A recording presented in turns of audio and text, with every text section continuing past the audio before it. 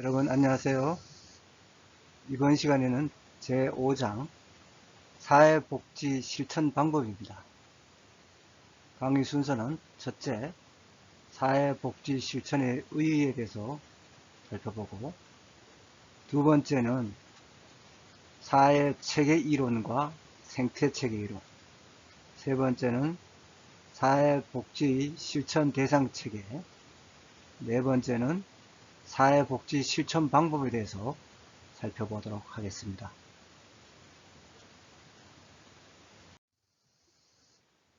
그럼 첫째, 사회복지 실천의 의의입니다.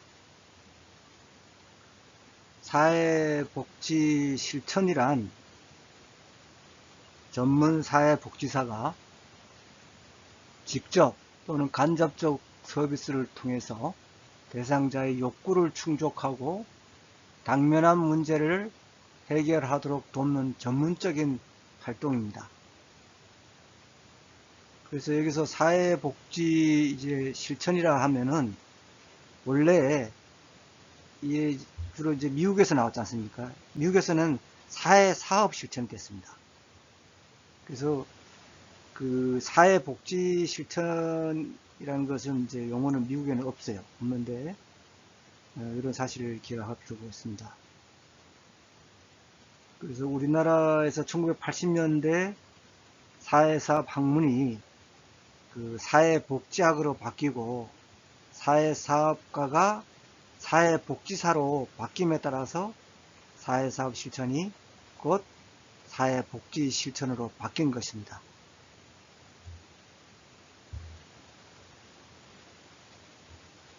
그래서 사회복지의 실천 방법은 사회복지사가 개입하는 차원이 있고, 또 대상을 누구로 할 것인가, 또 무엇으로 규정하는가, 이런 방법이 있고, 사회 문제의 성격을 보는 관점이 있습니다.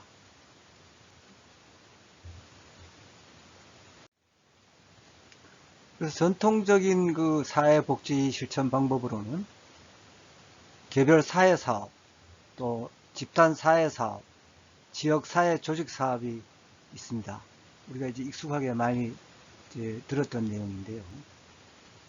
그래서 즉 개별 사회사업은 개인 또는 가족을 대상으로 하고, 또 집단 사회사업은 소집단을 대상으로 하고, 지역사회 조직사업은 지역사회를 대상으로 삼아왔습니다. 그래서 1962년 미국의 사회사업 교육협의회는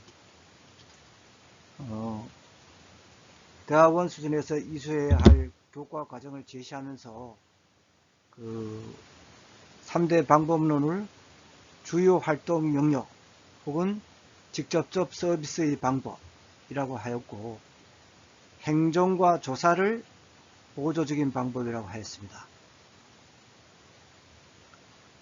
이와 유사하게 프리드 랜더 앞테는 전문 사회 사업의 개입 대상은 사회 체계의 차원에 따라 개인, 가정 혹은 가족이라고 합니다만은, 또 집단, 기관 혹은 제도 및 지역 사회로 구분하고, 사회복지사는 이 각각의 사회 체계에 전문적인 개입을 한다고 하였습니다. 그래서 사회복지사가 각 사회 체계에 개입한다는 것은 그들이 다루는 문제가 어느 한 체계에 국한되어 있다고 보는 것이 아닙니다.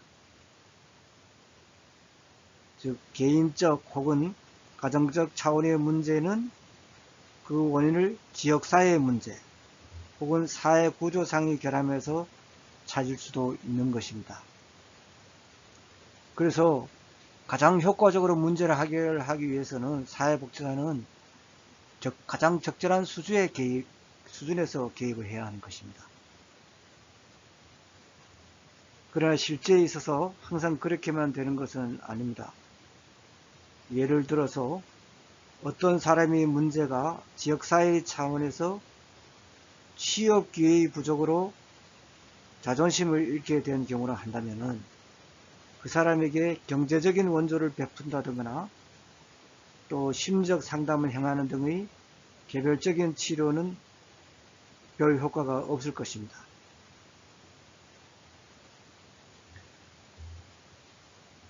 그래서 결국은 그 사회복지 실천에 있어 가지고 문제 해결이나 또 전문적인 개입은 처음에 도움을 요구한 개인이나 가정이나 집단이라는 대상 단위의 크기 측면에서 취급될 것이 아니라 문제의 어떤 그 역동성에 의해서 취급되어야 할 것입니다. 문제의 역동성에 대해서 취급되어야 한다는 얘기를 잘 좀 기억해 주시기 바랍니다. 이렇게 볼 때 그 프리드랜도와 그 앞태는 사회사업의 활동 분야로, 즉 사회복지 실천 분야로 직접적인 서비스가 있고 또 간접적인 서비스가 있고 지원적인 서비스, 조사로 구분하고 있습니다. 이렇게 볼 때 직접적인 서비스는 사회 체계에 있어 가지고 그 개인, 가족, 집단의 차원에서 개입을 하고, 간접적인 서비스는 기관 및 제도 그리고 지역사회 차원에서 개입하고, 지원적인 서비스는 공사기관의 사회복지 행정을 통해서 개입한다는 것입니다.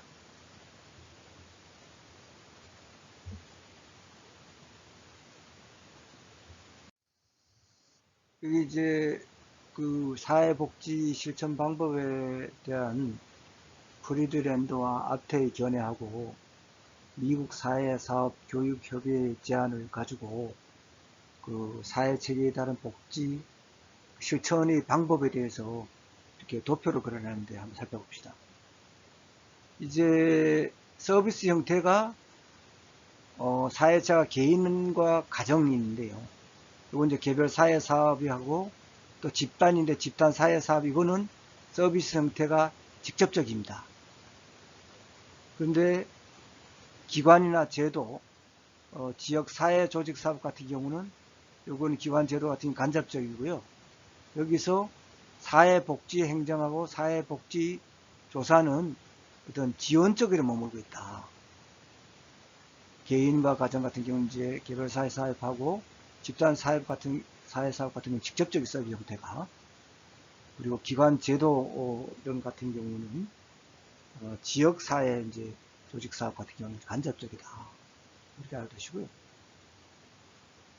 그리고 이제 시포린 같은 경우는 사회 문제의 성격을 어떻게 규정하고 일 해결하냐에 따라서 사회 사업의 원조 방법, 그러니까 지원하는 그런 방법이죠.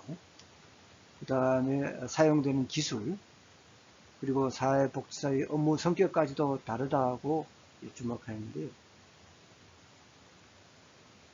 그 사회 문제를 시포린 같은 경우는 사회 해체적인 측면,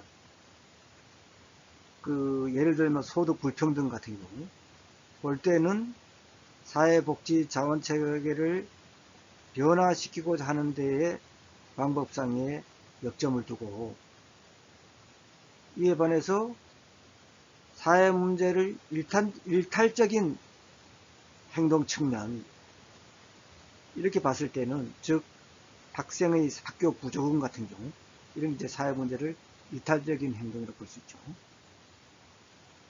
어떤 사회적인 규범을 따르지 않는 것이죠. 일탈한다, 벗어난다. 그래서 볼 때는 개별화된 사회 서비스의 방법론상의 역점을 둔다는 것입니다. 그래서 그 시포린이 얘기한 그 앞에서 얘기한 그런 그 사회 해체적인 측면 같은 경우에는 그 서비스 방법으로 사회복지 행정과 지역사회 조직사업, 사업계획, 사회 행동을 볼 수 있습니다. 반면에 사회 문제를 일탈적인 행동 측면으로 봤을 때 방법으로는 개별 사회 사업, 집단 사회 사업, 지역 사회 개발 사업을 둘 수 있다는 것입니다.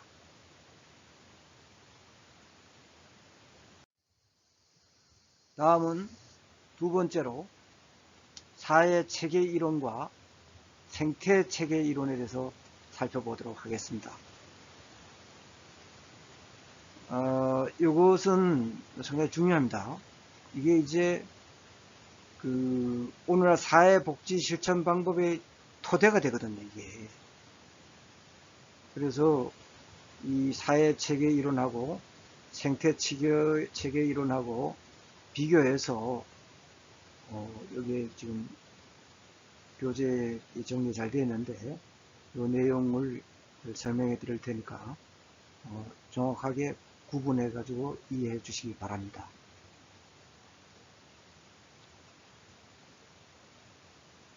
우선 사회체계 이론은 처음에 인간의 신체의 골격체계라든가 근육체계, 순환기체계, 내부비선체계 등 연관된 기능을 설명하는 이론으로 출발했습니다. 그래서 이것이 더 나아가 신체가 아닌 인간 사회의 어떤 심리적, 사회적 구조와의 관계에 설명하는 데까지 이게 적용되기 시작했거든요. 그래서 이제 사람도 인간의 어떤 신체 구조가 뼈라든가 근육이라든가 이런 혈관이라든가 이런 내부 위성체계 이런 게 기능이 있지 않습니까? 그래서 사람들이 어떤 제 기능을 하지 않습니까? 그래서 사회 체계 이론은 것은 인간 사회의 어떤 심리적, 사회적 구조와의 관계를 설명하는데도 이와 이제 유사한 형태가 적용된다는 것이죠. 그래서 사회 체계 이론은 또 강조하지만은 이후에 이제 다음에 나옵니다만은 이후에 발전한 생태 체계 이론과 함께 인간과 인간을 둘러싼 사회 체계 현상을 설명하는 대표적인 이론으로 인정되고 있습니다.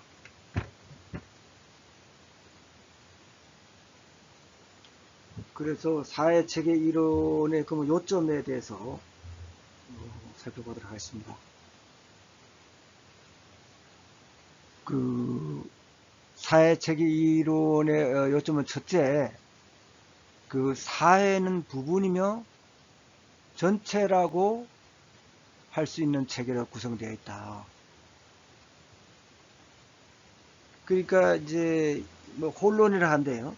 전체적인 동시에 부분적인 것은 이제 혼론이라 부르는데, 요건 이제 하위 체제이면서도 이제 상위 체제를 할 수 있고 이런 거래요. 서로 동시에 부분적으로 이룬 것이라 볼 수 있는데, 사회는 부분이면 전체라고 할 수 있는 체계로 구성되어 있다. 이거는 사회는 여러 가지 이제 하위 체계가 있고, 예를 들면 개인이라든가 또 가족이라든가 또 소집단이라든가 공동체, 마을 공동체 있지 않습니까? 그리고 또 지역 사회에 있고, 더 나아가면 또 국가도 있고, 또 이렇게 문화도 있고, 이렇게 확대될 수가 있지 않습니까? 그래서 사회는 작은 어떤 그런 체제가, 하위 체계가, 기초적인 그런 체제가 또 있고, 또 비슷한 또 체제의 규모가 더 비슷한 게 있습니다. 동호회도 있고, 동창회도 있고, 그런 개인적인 그런 소집단이 있지 않습니까? 이런 같은 경우는 하위 체계이면서 그들의 관계는 또 등위체제로 비슷한 체제라 이겨. 그런 체제도 있을 수 있죠. 그래서 아까처럼 그런 수직적으로 그런 개인에서 가족, 또 소집단, 공동체, 지역사회, 더 나아가서 국가, 문화 이렇게 쭉 커지게 될 때 그러한 여러 가지 하위 체제 간에 어떤 서로 연결되어 있고, 또 하위 체제는 그 전체 그 상위 체제하고 또 관계를 이룹니다. 그래서 각 그 체제는 그 안정된 가운데 이제 변화를 추구하거든요. 이제 뭐 나중에 나옵니다만은. 그래서 각 체제에 어떤 고유한 기능이 있다 이거죠. 그래서 그 기능이 이루어지고 또 각 체제 간에는 서로 간의 상호작용이 이루어지고 또 상위 체제하고도 서로 상호작용 영향을 받는다 이거죠. 그러니까 어떤 체제의 변화가 다른 체제에 영향을 미친다 이거죠. 그리고 체제는 경계가 있습니다. 경계가 있어가지고 이제 서로 뭐 대화도 하고 긴장 관계도 하고 뭐 지원도 하고 지원도 받고 뭐 서로 이러는데 이런 것도 있고 또 환경에 대한 그런 그 영향도 주고받고요. 그래서 사회 체계는 내부적 하위 체계를 가지고 있고 또 외부적 상위 체계를 가지고 있다. 이제 제가 설명해 드렸죠. 사회 체계는 반드시 하위 체계가 있고 또 외부적으로는 상위 체계를 가지고 있다 이거예요. 이러한 체계들이 각각의 이제 다른 기능을 발휘하면서도 상호 의존적인 관계를 가진다. 제가 다 설명해 드렸죠. 그래서 따라서 어느 한 수준에 만약에 체계가 같은 수준의 다른 체계가 변하면은 어떻습니까? 다른 체계에도 영향을 미치게 되는 것이죠. 이게 참 중요한 얘기입니다. 이런 거를 이해해야지 이제 여러분들이 이제 사회복지사로 나중에 활동하게 될 때 한 기관의 어떤 재원이 부족하거나 결핍이 될 때 다른 기관이나 다른 조직에서 민간 조직, 뭐 비영리 조직 이런 데서 그거를 또 확보할 수가 있거든요. 지원을 받을 수 있고 어떤 목적은 같으니까 그죠. 그 여러 가지 이제 빈곤에 처하고 욕구 충족을 위해서 활동을 해야 되니까요. 그죠?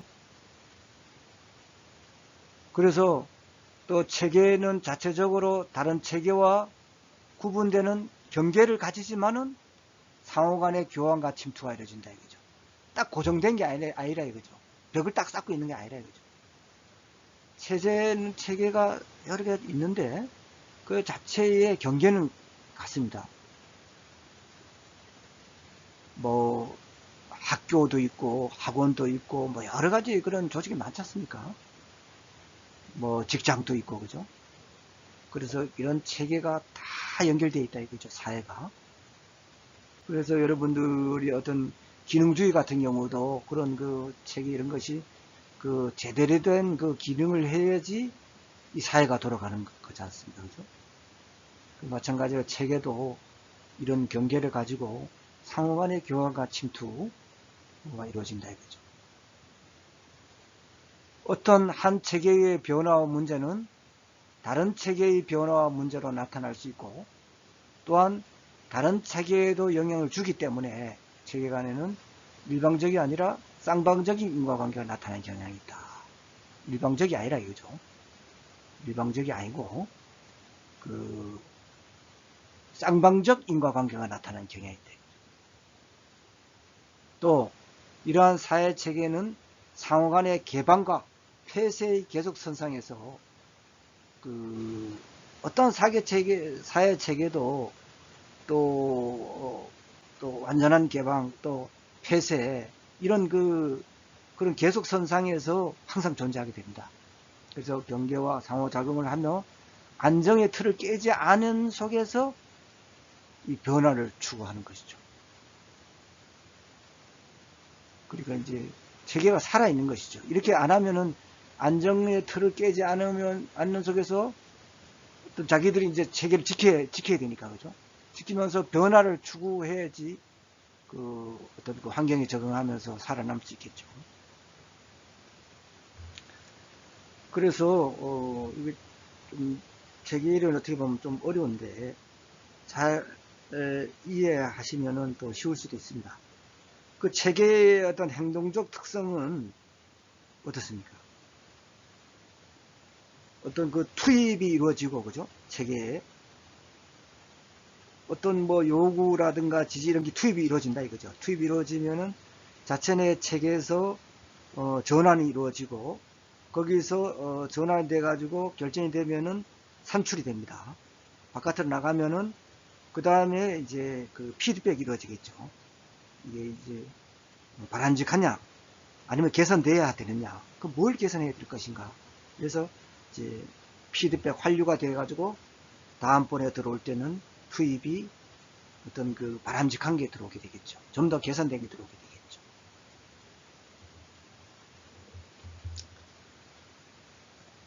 그래서 체계는 하여튼 체계를 구성하는 요소, 즉 이제 엘리먼트가 그 각자 역할을 하고 있는데 요소와 요소들 간에 항상 그 상호 관계를 이룬다는 거예요. 이거 한번 강조하고 싶고, 다 고정된 게 아니라 항상 체계가 움직이고 서로 관계를 이룬다. 그래서 체계에는 항상 일부와 구별짓는 그런 그 바운다리가 있다. 그래요. 그래서 체계 이제 이게 좀 이제 어려운데 어떻게 보면은, 그래서 용어를 일단 알면 좀 쉬울 수가 있어요. 그래서 용어를 여기에 정리해놨는데요. 체계, 이 시스템 같은 거는 상호 관련을 갖고 있는 일련의 단위입니다. 이제 아까 제가 설명한 하위 체계가 있고 상위 체계, 또 등위 체계도 있죠. 꼭 또 밑에만 있는 게 아니고 하위 체계도 있고 또 위에는 상위 체계도 있지만은 또 비슷한 그런 등위, 그걸 등위 체제라 그래요. 예를 들자면은 뭐 동호회 같은 경우도 뭐 조기 축구회도 있고 뭐 낚시회도 있고 뭐 테니스회도 있고 뭐 골프회도 있고 볼링회도 있고 뭐 이렇잖아요. 그죠? 그런 같은 경우는 이제 등위 체제라고 할 수도 있겠죠. 그런데 여기 이제 개방성과 이제 폐쇄성이 있는데 시너지 효과가 있습니다. 이게 뭔가 하면은 이 하위에 있는 어떤 부분 체제가 다 상호 결합을 하면은 이 전체적으로 그냥 단순히 그 합한 산수적으로 합한 것보다로 그거보다도 더 큰 효과를 낼 수 있다는 것이에요. 그래서 시너지 효과라는 그런 말 들어보셨죠? 근데 이제 이런 효과를 많이 낼 수 있는 것을 창의적으로 개발해야 되죠. 경계는 아까 말씀드린 대로 체계와 다른 체계를 구분짓는 지점이에요. 바운다리인데 요거는 이제 사실 설명하는 게 관념적인 거죠. 물리적인 게 아니고. 뭐 어디 딱 보입니까? 그건 아니잖아요. 그죠? 관념적인 것이다. 예를 들자면 만약에 여러분들이 가족 범위를 어떤 그 사회 서비스를 한다, 사회 서비스를 제공한다 했을 때 가족을 단순하게 거기에 사는 그 가구 내의 사람들만 가족으로 포함할 것인가? 아니면은 같이 살지 않아도 저 멀리 고향에 있는 조부모도 가족에 넣을 수도 있고 넣지 않을 수도 있는 것이죠. 이게 이제 관념적 차이인데. 그 다음에 체계 간의 그런 경계를 어느 정도 넘나들 수 있는가에 따라서 개방과 폐쇄 이 정도를 말할 수 있다고 했지 않습니까? 그래서 모든 사회 체제는 체계는 완전한 폐쇄 체계와 완전한 개방 체계 사이 어딘가에게 위치하고 있는 것이죠. 그래서 체계의 개방성과 폐쇄성이 체계 이론에서 중요한 요소가 된다는 것입니다.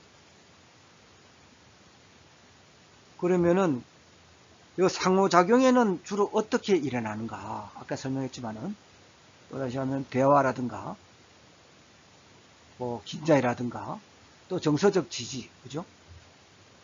아까 물품의 교환이나 같은 에너지가 이제 체계의 경계를 넘어서 서로 교환되는 것이죠. 상호작용이겠죠. 상호작용이 없으면 안 되겠죠.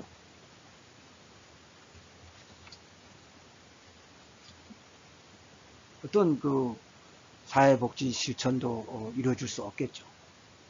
이렇게 상호작용이 없다면 체계 간에 서로 돕고 서로 정보도 교환하고 또 서로 협조 요청도 하고 의뢰도 하고 또 정서적 지진도 하고 여러 가지 경계를 넘어서 교환 또 반응되겠죠.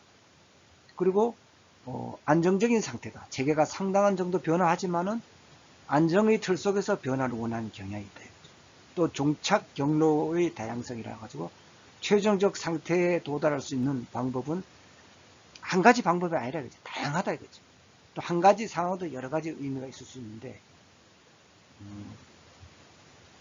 하위 체계로서는 내적으로 신체적, 사회적, 정서적, 인지적인 측면이 있고 외적으로는 이제 상위 체계인데 그런데 여기에는 어떤 수직적으로 보면은 가족과 또 소집단, 또 그 위에 공동체, 더 크게 지역사회, 더 확대해서 국가, 문화, 대륙 이런 식으로 상위 체계가 쭉 확대되어 나간 것이죠. 등위층에 아까 설명해 드렸죠. 그래서 모든 체계는 위상이나 수준에 관계없이 상호관계를 가지며 영향을 주고받을 수 있다. 이렇게 말할 수 있을 것입니다. 그래서 다시 말해서 인간과 인간의 체계는 수직적으로는 개인 내적 체계가 있고 그 다음에 개인, 그 후에 가족, 그 다음에 소집단, 공동체, 지역사회, 국가, 문화 등으로 이제 서열이 있다 그랬지 않습니까?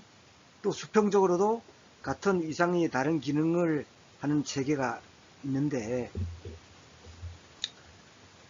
이러한 체계는 어떤 위계상의 대표적인 체계일 뿐 여러 가지 비슷하거나 다른 기능을 한 체계가 많이 있습니다. 예를 들면은 가족을 중심으로 보면 친척, 또 친구, 또는 이웃의 다른 가족이 있고, 그죠?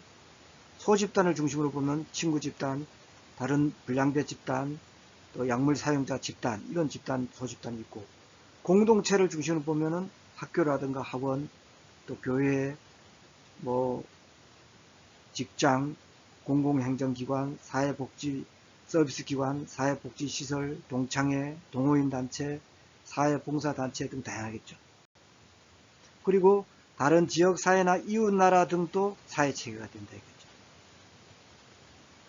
이거죠. 이 정도로 알고 사회체계는 넘어가도록 하겠습니다. 다음은 생태체계론입니다. 요거를 이제 체계가 환경에 영향을 줄 수도 있고 환경으로부터 영향을 받을 수도 있고 이제 요거를 이제 핵심으로 내용하는데요. 하나하나 살펴보도록 하겠습니다. 생태체계 이론은 생태학 이론이라고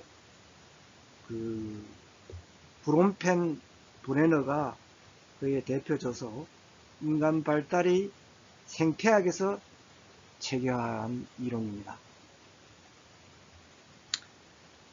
그는 이제 인간이 환경의 제요소들과 끊임없이 이제 상호 고유를 하면서 적응하고 진화한다는 견해를 바탕해 가지고 인간이 어떤 물리적 사회적 환경을 변화시키기도 하고 또 환경과의 지속적인 상호 적응 과정을 통해 가지고 환경에 의해서 변화될 수도 있다고 주장했습니다. 그러니까 환경에 영향을 주기도 하고 환경에 영향을 받기도 한다는 것이죠. 그래서 생태학 이론 같은 경우는 가족이나 집단, 조직, 지역사회, 문화 등 인간이 몸담고 있는 환경을 보다 체계적으로 구조하고 이들 환경체계와 인간 간의 관계를 이해하는 것을 인간 발달의 주요 과제로 삼고 있습니다. 그래서 생태학 이론에서는 환경, 체계나 조직의 시간적, 공간적 속성으로 구성된 것인데 여기에는 이제 사회적 환경, 그 다음에 물리적 환경이 있는데요. 사회적 환경을 한번 살펴보도록 하겠습니다. 인간에게 많은 영향을 미치는 것으로 사회적 환경에서는 그 관료 조직과 사회적 관계망을 들 수 있습니다. 여러분들이 아마 뭐 관료 조직은 다 아실 거예요, 그죠? 관료 조직의 사회적 환경에서 이건 공식적인 조직이죠, 그죠? 그래서 사회적, 정치적, 문화적, 교육적 서비스를 제공하는 조직이죠. 관료 조직은 성문화된 규범과 절차에 따라서 조직의 서비스를 제공하여 인간의 행동에 영향을 미치고, 이거는 예를 들자면 정부 조직을 위시한 거대한 공사 조직이죠. 어떤 계통에 따라서 일하고 어떤 그 명령에 따라서 일하고, 그죠? 그런 그 어떤 위계가 있고 이런 정부 조직을 위시한 그러한 공사 조직이다. 다음은 사회적 관계망 같은 경우에는 비공식 조직으로서 사회적 지위, 공유하는 기능, 지리적, 문화적인 관련성과 같은 어떤 공통적인 그 유대에 의해서 연결된 개인이나 집단이죠. 유형을 보면은 가족이나 친척, 친구, 또 이웃, 직장 동료나 종교단체, 자조 집단이 있겠죠. 또 개인에게 그 어떤 그 사회적 지지와 원조 제공, 상호작용을 통해서 그와 관련된 많은 사람들이 사회적 행동에 영향을 미치게 되겠죠.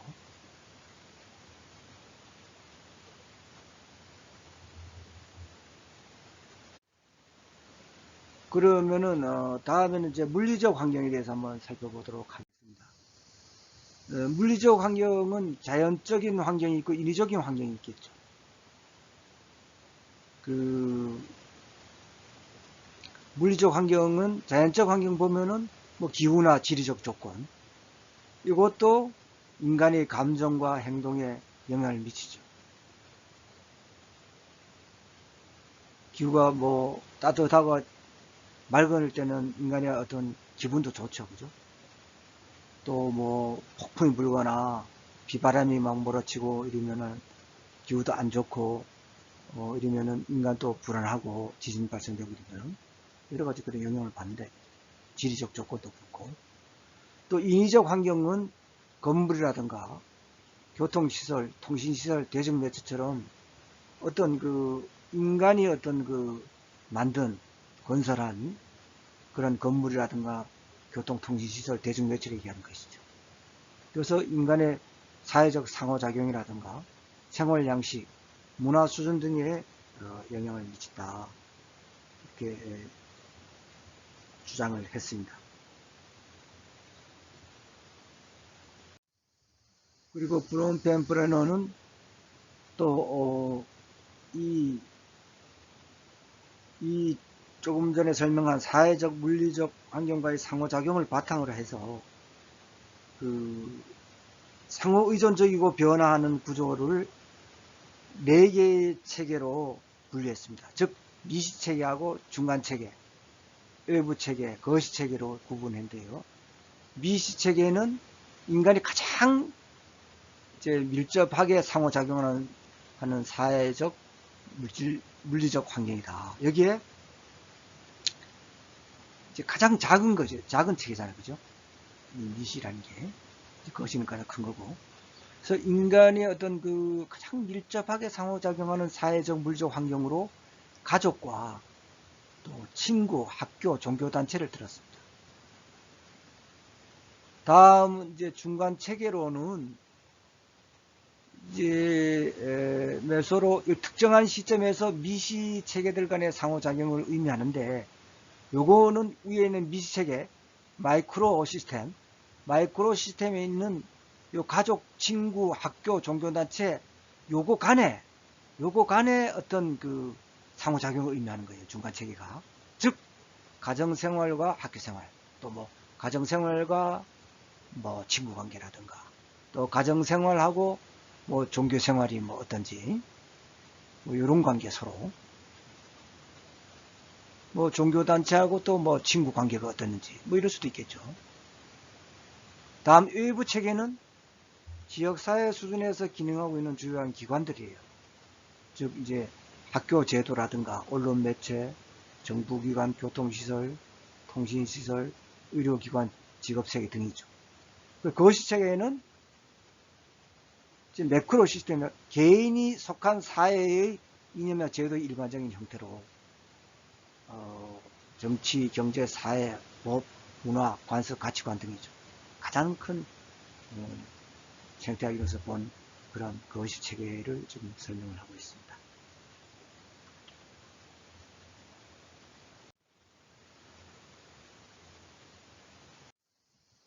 그럼 다시 세 번째로 사회복지 실천 대상체계에 대해서 살펴보도록 하겠습니다.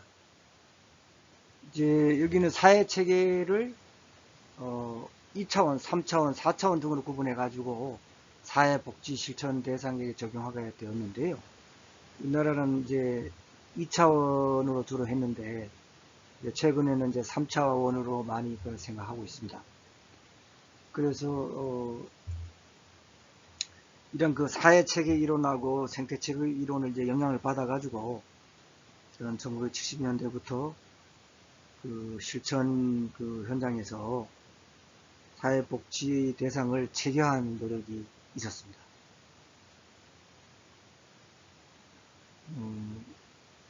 대상이 어떤 체계화해야 돼야지 어떤 효율적으로 어떤 타겟화해가지고 효율적성 있게 사회복지 어떤 실천을 할 수 있겠죠.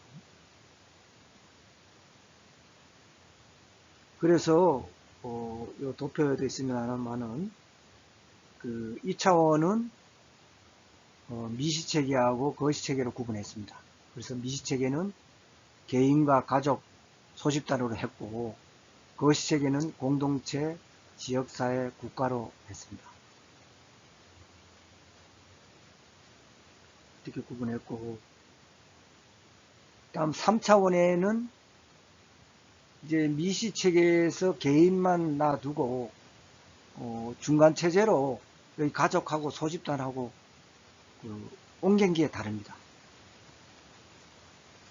다르고 이제 4차원으로 구분한 거는 요거는 이제 미시체계는 그 개인, 가족하고 소집단하고 직장 이런 거로 봤는데 단 중간체계로서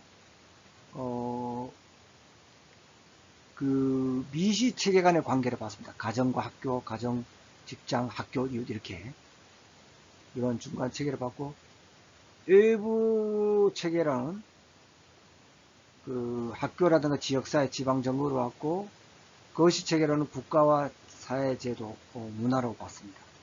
이런 체계의 수준을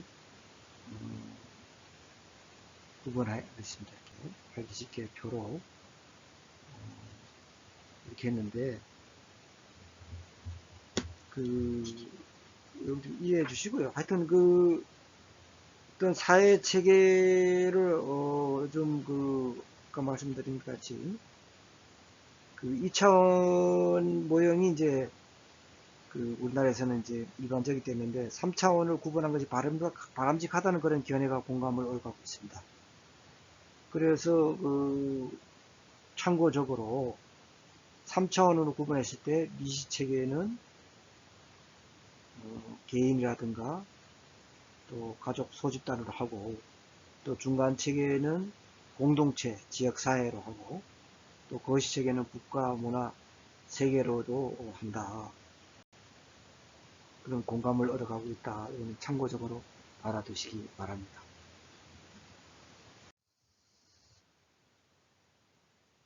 다음 네 번째로 사회복지 실천 방법을 한번 살펴보겠습니다.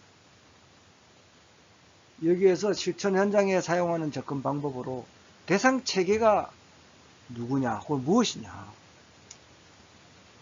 또 적용하는 지식과 기술이 어떤 것이 있느냐 또 세 번째는 대상 체계의 욕구에 따른 방법이 있을 수 있습니다. 그럼 첫 번째로 대상 체계에 따른 실천 방법을 살펴보도록 하겠습니다. 그 대상 체계에 따른 사회복지 실천 방법은 총 5가지를 나눌 수가 있는데요. 첫째, 임상 사회 사업이 있고, 그 다음에 두 번째로 지역사회복지, 그 다음에 세 번째로 사회복지행정, 네 번째로 좀 거시적인 사회복지 정책이 있습니다. 그리고 실제로는 문제나 욕구를 해결하는 방법은 아니지만은 이 관련되는 이 모든 이런 그 사회복지 그 실천 방법의 기초적인 기술인 그런 그 사회복지 조사로 나눌 수 있습니다. 그래서 하나하나 살펴보도록 하겠습니다. 먼저 임상 사회사업입니다.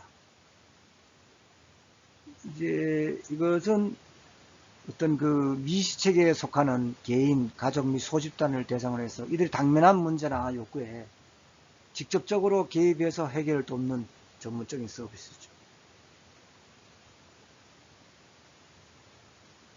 이제 이런 공부를 여러분들이 뭐 이런 그 사회복지 실천 그 기술론 이러면서 뭐 많이 이제 공부하게 될 것인데요. 이런 그 취급하는 문제는 이제 그 개인의 심리 사회적 어떤 역긴이라든가 장애, 또 손상, 심리 정서적 부조화 이런 걸 이제 취급하는 거죠. 그래서 임상사회복지사는 이런 문제를 안고 있는 개인이나 가족을 치료하고 나아가서 또 예방하기 위해서 다양한 이론과 기술을 적용하는 것이죠. 그래서 그 주요 이론은 이제 정신역동 이론, 또 행동주의 이론, 인본주의 이론, 인지발달 이론, 또 조금 전에 배운 사회체계 이론, 이런 하는 이론이 이제 적용되는데요. 요거 이제 주요 이론은 뭐, 그 정신역동 이론이라는 것은 뭐 간단히 말해서, 어떤 그 인간의 행동이 어떤 그 정신 내의 운동과 상호작용한다는 점을 이제 부각하는 설명하는 이론이죠. 그죠? 그리고 정신과 행동이 개인이 사회 환경과 어떻게 영향을 주고받는지 이런 걸 강조하는 것이죠.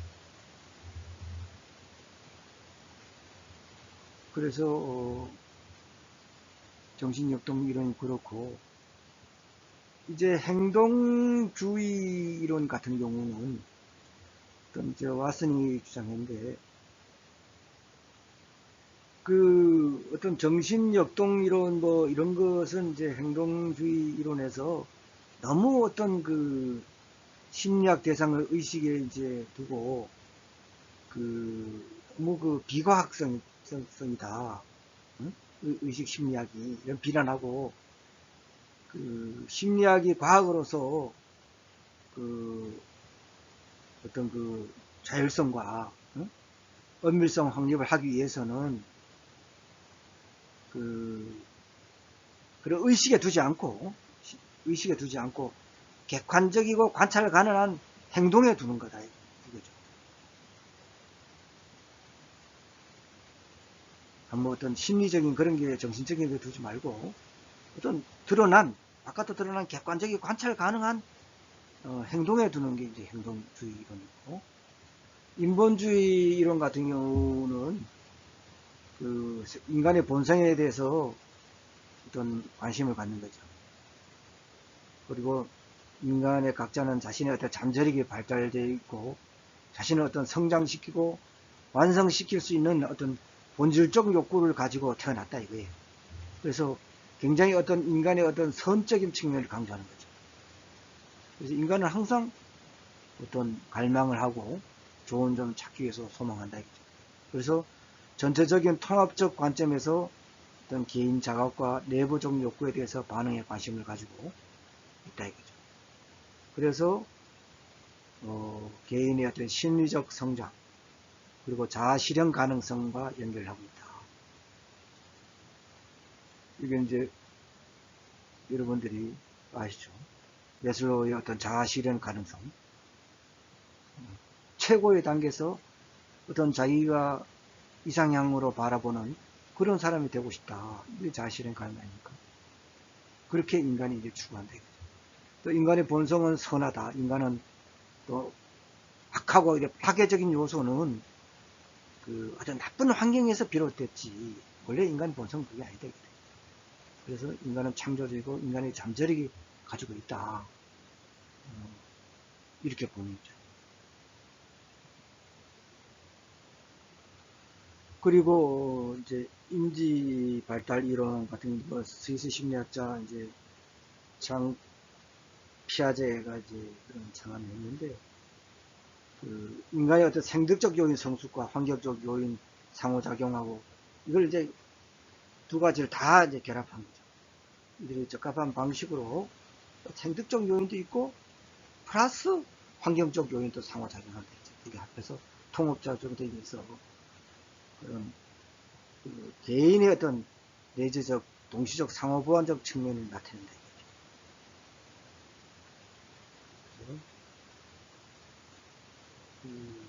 동화 조절 기능을 합해서 그렇게 인지 발달 이런 거예요. 그래서 이런 것이 있다는 것을 조금 이해해 주시고 학습을 하면 좀 이해가 쉽습니다.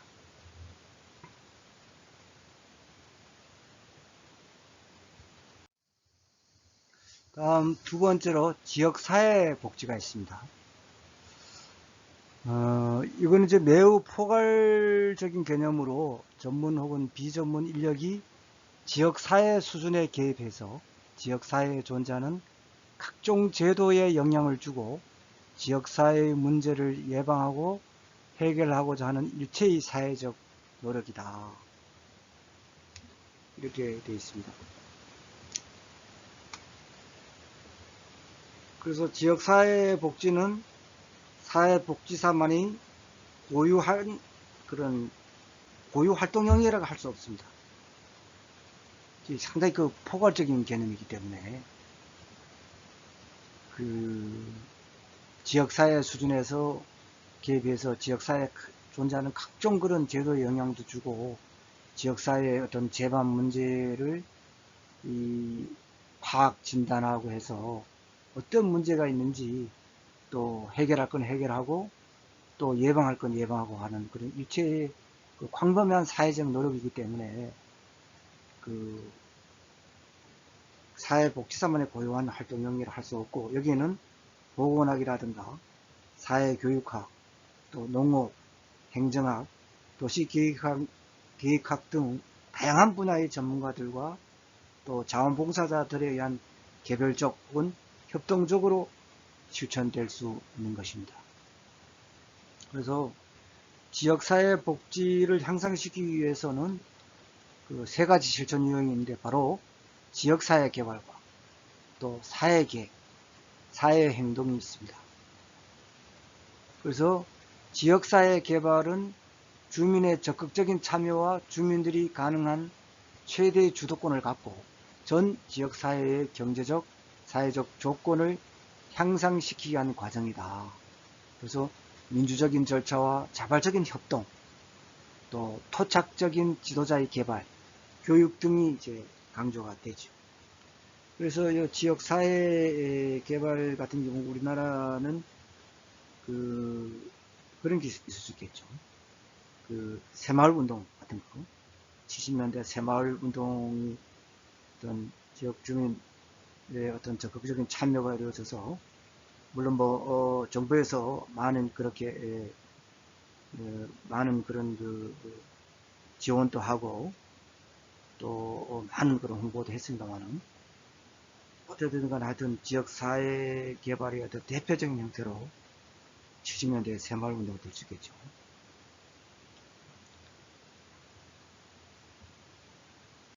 다음은 사회계획은 지역사회에 충족되지 않은 그런 욕구나 사회 문제를 해결하기 위해서 전문가가 문제의 원인이나 상황 등을 과학적인 방법을 통해서 분석하고 해결 방안을 강구하는 거죠.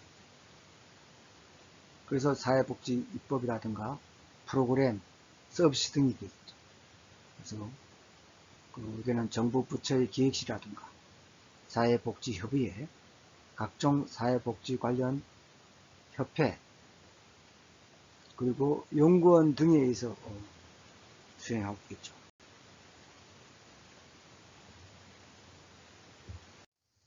다음은 사회행동은 뭡니까? 지역사회 부류 계층에게 사회 정의와 민주주의에 입각해서 보다 많은 자원과 향상된 지위를 확보하도록 사회복지사나 민간운동단체들에 의해서 전개되어 있는 활동이죠. 여기에는 예를 들면 노조운동이라든가 학생운동, 또 여권 신장운동, 또 소비자보호운동, 환경운동, 복지권운동 이런 게 있겠죠. 이런 다양한 이런 운동들이 사회행동 모델의 형태이며 사용하는 방법도 이제 이런 사회행동은 다소 과격적이고 진보적이어서 기존 체제와의 갈등이 흔히 야기될 수가 있죠.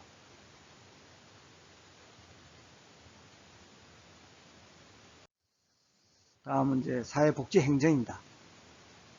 이거는 이제 사회복지 서비스를 계획하고 집행하는 공사적 기관과 단체들에 개입하는 사회복지 실천 방법입니다. 목적은 서비스 대상자에게 효과적이고 효율적인 서비스를 전달하는 것입니다. 그래서 일반 행정과 많은 점이 공통점을 소유하지만은 이 사회복지 행정은 어떤 효율성만 또 추구하는 게 아니지 않습니까? 그런 공평성이라든가 또 이런 걸 많이 기해야 되니까 또 최저 어떤 빈곤층에 대해서 또 배려하고 이런 것도 있어야 되니까 그죠? 그래서 기본 철학이나 신념 윤리 면에서 독특성을 가진다. 사회복지 행정은 일반 행정하고는 좀 다르다. 다음 사회복지 정책은 뭐냐?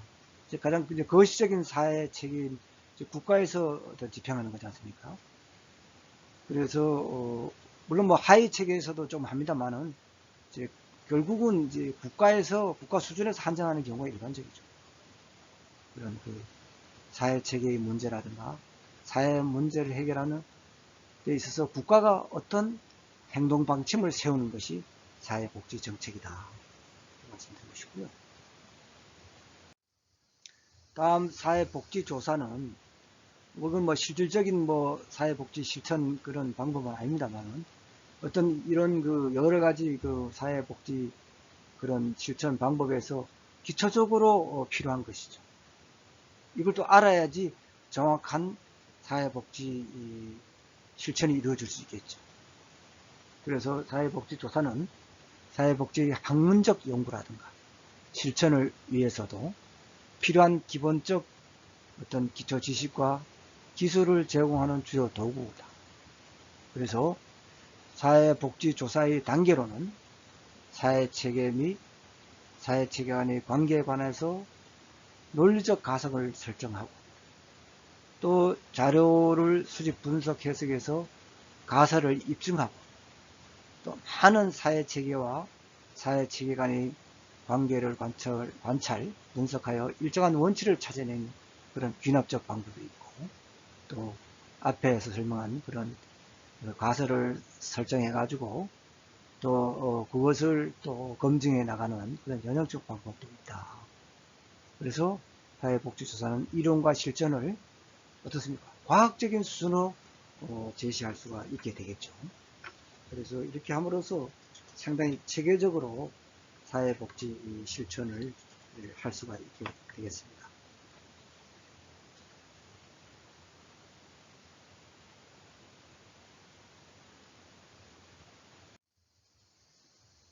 다음은 네 번째 사회복지 실천 방법으로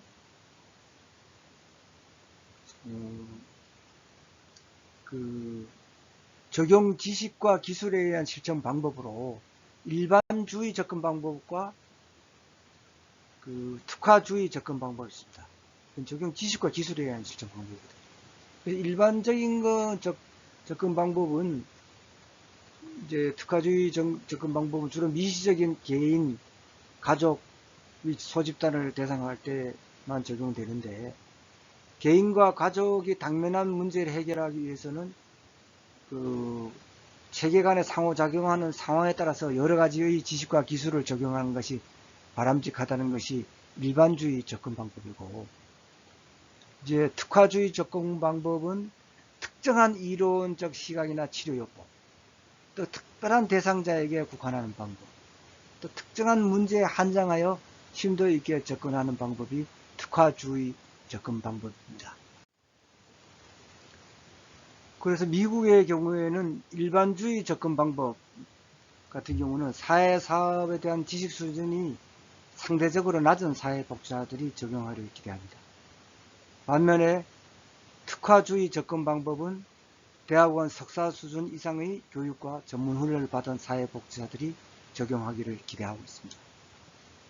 그러니까 좀 특화주의는 좀 전문적이죠. 스페셜리스트 어프로치죠. 그래서 일반주의 접근 방법은 다르다. 특별하고 특별한 치료라든가 특별한 특정한 그 이론적 시각, 특별한 대상자에 국한한다. 이렇게 말할 수 있을 것입니다.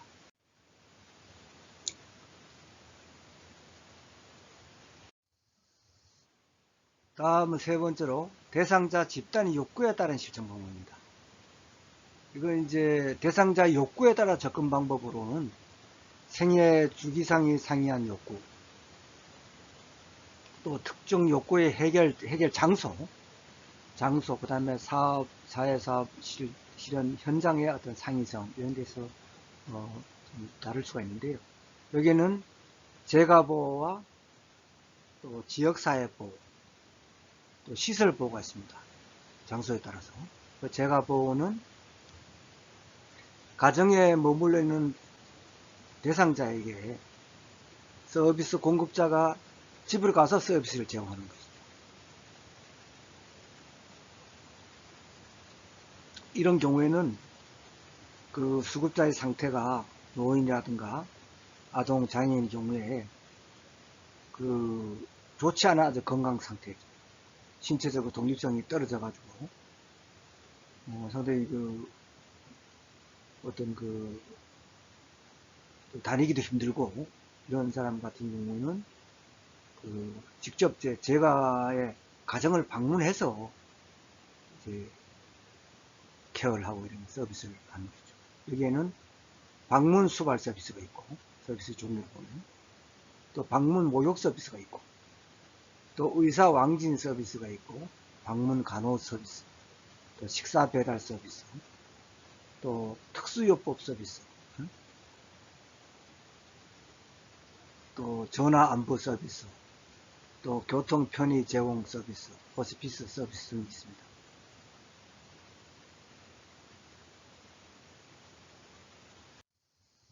다음은 지역사회 보호로는 그 지역사회 보호에는 명확한 정의는 없는데, 좁게는 이제 제가 조금 전에는 제가 서비스, 또 넓게 보면은 병원과 시설 밖에서의 치료와 보호를 의미하는 것입니다.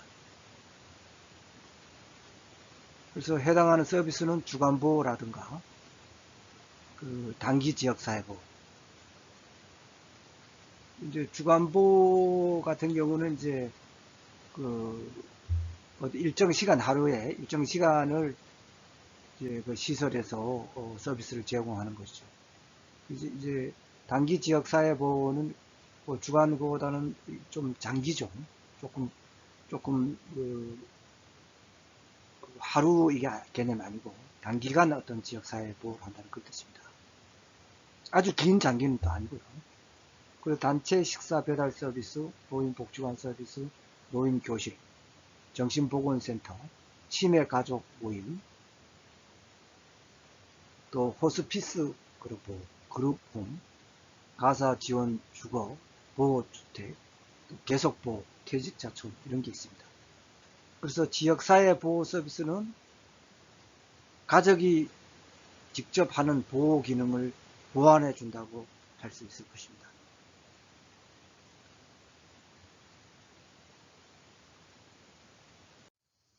다음 이제 시설보호입니다.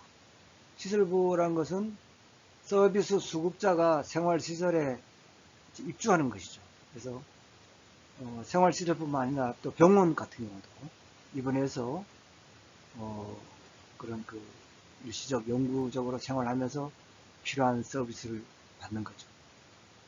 그래서 공식적 장기 요양 보호 서비스로서 거의 모든 국가에서 가장 먼저 발전한 형태죠. 그러나 이제 과거에는 주로 시설 보호에 많이 했는데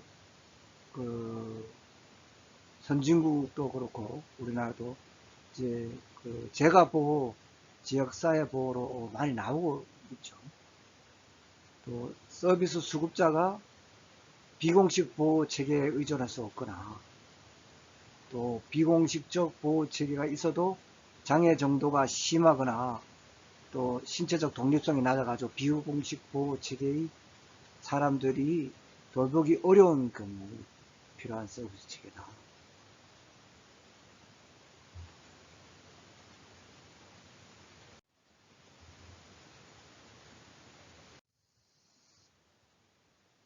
다음은 의료사회사업입니다. 이거는 이제 의료사회사업 같은 경우는 생태 체계론적 시각에 기반을 두고요. 환자와 가족 체계, 또 병원 체계, 사회 환경 체계와의 상호작용을 증진함으로써 환자와 가족의 질병, 또 장애, 상해로 인한 스트레스를 경감하고 이들이 사회 기능을 증진, 유지, 회복시키는 것입니다. 그래서 건강은 어떤 사회 환경과 불가분의 관계를 가지잖아요. 질환의 발병, 또 치료 후 만성 혹은 장애 상황에 대해서 그런 적응은 환자의 생물학적 요인뿐만 아니라 심리적, 환경적, 사회적 상황과도 긴밀히 연관되죠.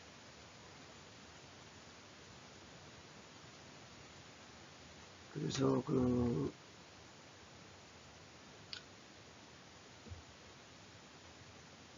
의료법, 대부분의 의료사회복지관 병원에서 활동하는데 이제 현행 이제 의료법 시행 규칙은 참조해 주시기 바랍니다.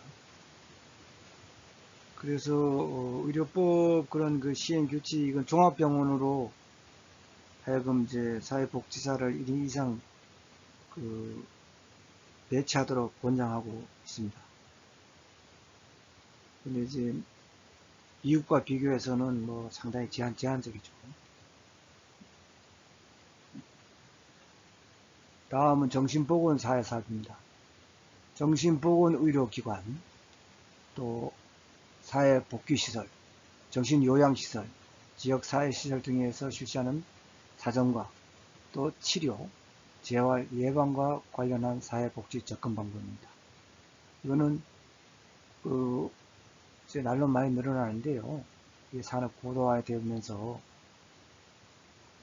또 여러가지 질병, 또 요즘 코로나, 오미크론을 위한 그런 우울증이 많지 않습니까? 그래서 정신장애로 어려움을 겪는 사람들의 치료 및 재활, 문제에 대한 조기 개입과 예방을 통한 국민건강 증진입니다.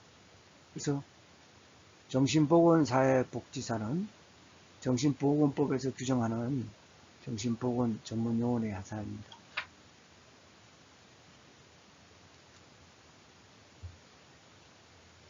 그래서 주로 정신과 의사, 또 간호사, 임상심리사, 작업치료사 등과 팀을 이루어서 정신보건 사회복지사는지 활동을 하는데 그런 정신보건 프로그램을 계획하고 실행하는 것이죠. 그래서 우리와 달리 미국의 경우에는 정신보건 서비스를 제공하는 사회복지사의 수가 전체 정신보건 인력 가운데 간호사에 이어서 두 번째로 많다고 알려져 있습니다. 상당하죠, 사회복지사가. 정신보건사에 대해서 또 많이 그래 하고 있습니다.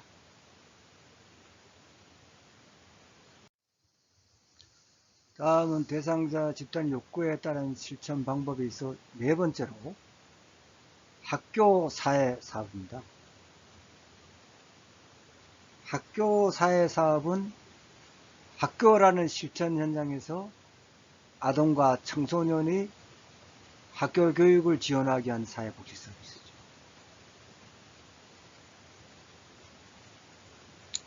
그래서 목적은 학생이 교육을 받을 수 있는 환경을 도모하고 또 학생의 심리 사회적 기능을 향상시키는 것이죠. 또 학생의 복지를 증진시키는 것이다.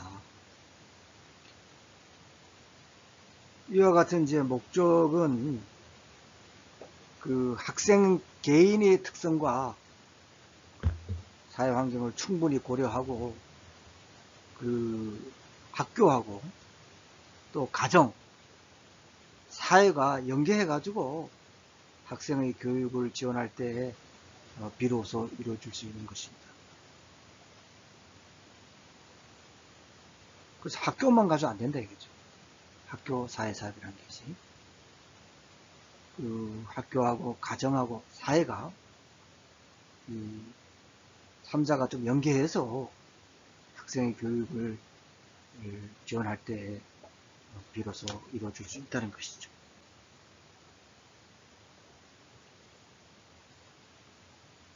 그래서 학교 사회사업은 앞에서 설명된 의료 사회사업과 마찬가지로 생태학적 시각에서 기초하는 것입니다. 즉 뭐냐, 학생의 환경의 상호작용을 증진시킴으로써 학생의 교육적 욕구를 충족시키고 또 건전한 사회의 기능을 준비시키는 조직적 활동이 되는 것입니다.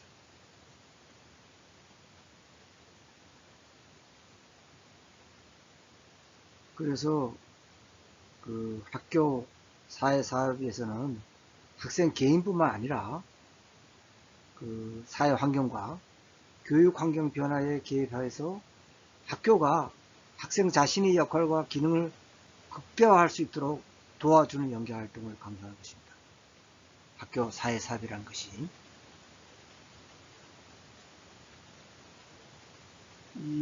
우리나라 학교 교육 같은 경우는 이 상급 학교 진학을 위한 입시 위주의 획일적인 교육 과정입니다. 또 성적 위주 우리가 지나친 경쟁을 인해 가지고 또 이런 상담 활동이라든가 이런 게 잘 안 되지 않습니까?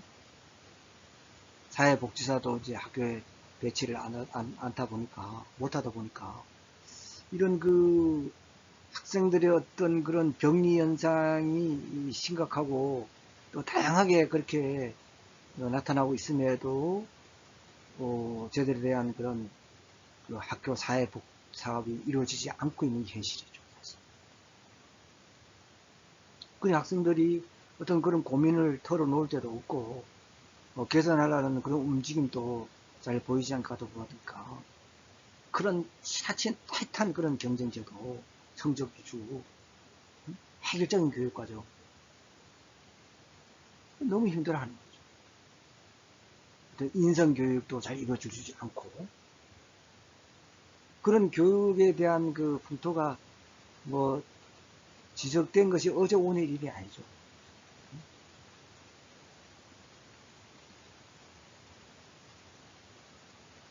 그래서 학생들이 어떤 정서라든가 또 행동장애라든가 학습 부진 심지어 정신질환 자살까지 또 가출 중퇴 비행 범죄 이런 걸 또 수반하게 되지 않습니까?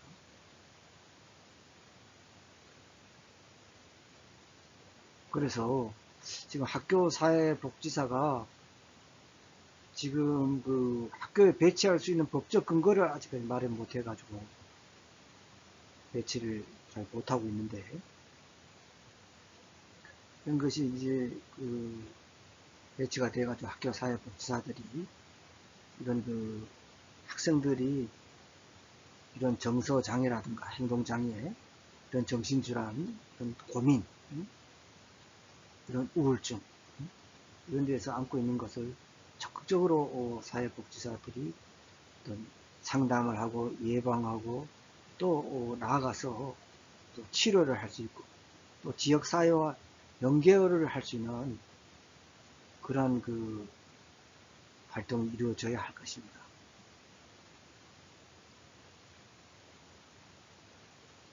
학생들이 우리 미래가 아니겠습니까? 예산이 들어가더라도 이러한 학교 사회복지사가 하루빨리 배치가 돼가지고 활동했으면 하는 바람입니다. 그래서 이제 그런 움직임이 좀 있는데 1990년대 중반 이후 학생 문제 해결을 위해서 학교 사회 사업에 대한 관심이 이제 증가하고 있습니다. 그래서 2000년 중반까지 어떤 학교 사회 사업이 시범 사업이 실시된 적이 있지만은 아직 제도화 단계까지 이르지 못하고 있습니다. 다만 개별 학교 차원의 자발적인 프로그램이 극소수의 학교에서 운영되고 있다. 또 요즘은 이제 복지관이라든가 상담소 등의 이제 사회복지사가 많이 배치가 되지 않습니까? 이제 복지관 같은 것도 이제 많이 설립되어 있어요. 근데 그걸 보면은 이제 사회복지사 1급, 또 2급들을 이제 자격 가신 분들이 많이 배치되어 있습니다. 그래서 지역사회 학교와 이제 연계해가지고 학교 사회 사업 서비스를 제공하고 있습니다. 그런 거는 아주 예산이 좀 들더라도 많이 좀 학교에 배치되고 그런 학교 사회 사업 서비스가 제대로 좀 이루어졌으면 하는 바람입니다. 다음은 이제 군 복지입니다. 군대 복지라는 뜻이에요. 그래서 군 전투력 향상과 이제 유지를 위해서 모든 군인과 가족들이 삶의 질을 확보할 수 있도록 그들이 필요로 하는 서비스를 공적 차원에서 제공하는 것이죠. 이 군 복지는 왜 그런가 하면은 지금 여기서 나온 군 전투력 향상하고 직결되는 거예요. 또 군인은 이 생명을 담보로 임무 수행에 충실해야 하는 특수 직업 집단이잖아요. 그래서 군인은 임무 수행은 국가 안보에 직접적인 영향을 끼친다. 또 군인의 어떤 직업 환경이 상당히 불규칙적이고 어려운 점이 많습니다. 즉 빈번한 이사, 수시로 이사를 하잖아요. 또 작전에 따라 좀 훈련이 있어가지고 장기간 대기 야간 훈련, 불안정한 그런 생활. 그래서 근무 시간의 어떤 불규칙성, 무정량성 때문에 군인 개인은 물론이고 그 가족이 어려움을 상당히 겪고 있습니다. 또 군대 내의 어떤 근무 여건 같은 경우도 어려운 점이 있지 않습니까? 그래서 이러한 여러 어려운 여건을 감안할 때 특히 또 군 전투력 향상을 위해서도 군인들이 어떤 삶의 질이 좋아야지 양질일 때 전투력도 높아지는 게 아니겠습니까? 그래서 공적 차원에서 군 복지를 제공할 필요가 있다 이거죠. 그래서 우리나라에서는 군인복지기본법이 이제 2008년부터 시행되고 있는데 정부는 이 법에 따라서 군사회복지 5개년 계획을 반드시 수립하고 이제 집행해야 합니다. 군복지는 소득보장, 의료보장, 각종 법정 지원으로 분류되는 것이죠. 그래서 소득보장은 군인연금을 포함해서 군 개인과 가족의 소득보장을 위한 급여를 포함하고 의료보장, 국민건강보험이죠. 또 법정지원은 주거지원, 생활지원, 공제, 금융지원, 건강관련 지원, 심리사회적 지원, 가족생활지원 등의 서비스를 포함하는 것이죠.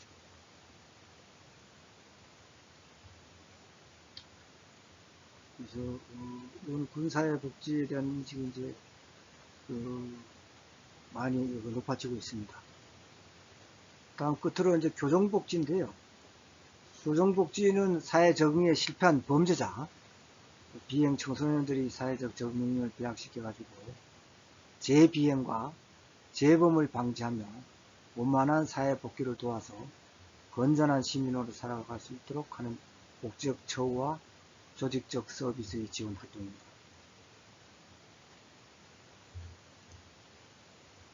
그래서 첫째, 이제 사회복지는 인간의 어떤 존엄성과 변화의 능력을 인정하고 인간을 돕는 정신을 바탕으로 태동하고 발전하기 때문에 사회복지 분야에서 범죄인의 재활을 돕고 원조하는 데 적극적으로 기여할 수 있다. 또 사회복지가 다른 분야에 비해서 전형적이고 통합적인 차원에서 문제를 도모하기 때문에 범죄인의 재활에 효과적으로 대응할 수 있습니다. 셋째, 사회복지사는 그 개인의 능력에 따라서 클라이언트가 지니는 심층적인 문제까지도 접근할 수 있는 기술을 개발하기에 범죄인에 대한 팀 접근이나 사례 관리자로서 여러 가지 이제 상황, 복합적인 걸 관리한다는 거죠. 그래서 대상자에 의해서 다양한 지원망을 연결하고 대입해서 도움을 제공하는 이점이 지니고 있습니다. 넷째는 경제적인 관점에서 교정사회사업은 민간 자원의 그런 자원봉사자나 지역사회 자원을 활용하고 재소자에 대해서 사회 내 처우를 중시한다는 점에서 상당한 그 비용을 절감할 수 있습니다. 다섯째, 사회 내에서 재활을 도움으로써 범죄자의 재범 방지와 상습적인 범죄를 줄이고 사회의 안정과 안정에 기여하는 면에서 매우 가치가 있다고 할 수 있습니다.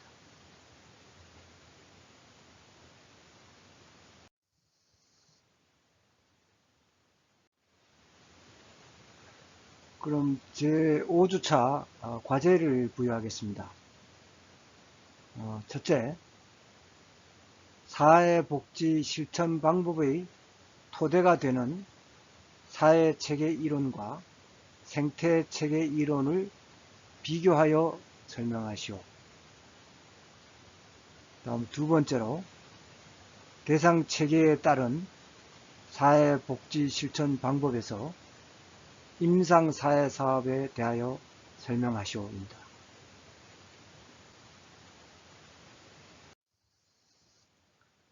이상으로 제5장 사회복지 실천 방법에 대한 강의를 모두 마치겠습니다. 여러분 대단히 감사합니다.